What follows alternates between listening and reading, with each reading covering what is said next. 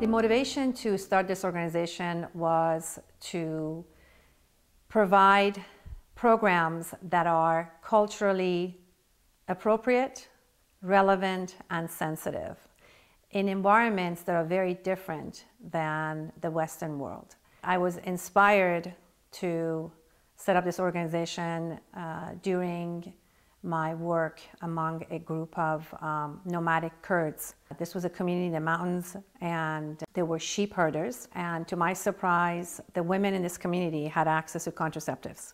And I thought to myself, if these women in this marginalized community can have access to life-saving methods such as family planning, how can we learn from that? How can we learn from this experience and implement it in Afghanistan?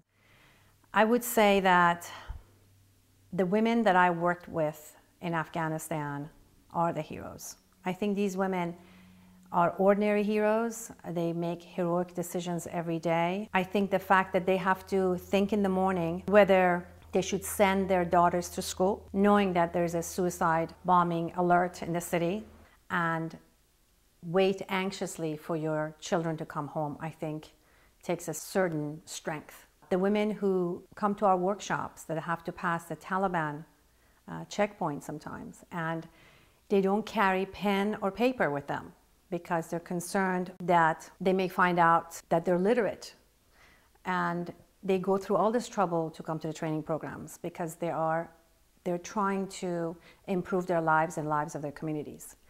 I would say that on a personal note, every time I came back to the country after being gone for so long, such a long time, I had to reconnect with my friends and family.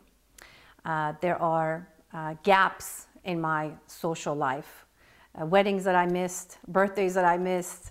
So there was a cost on a personal level, but if I had to do it over again, I would do it all over again.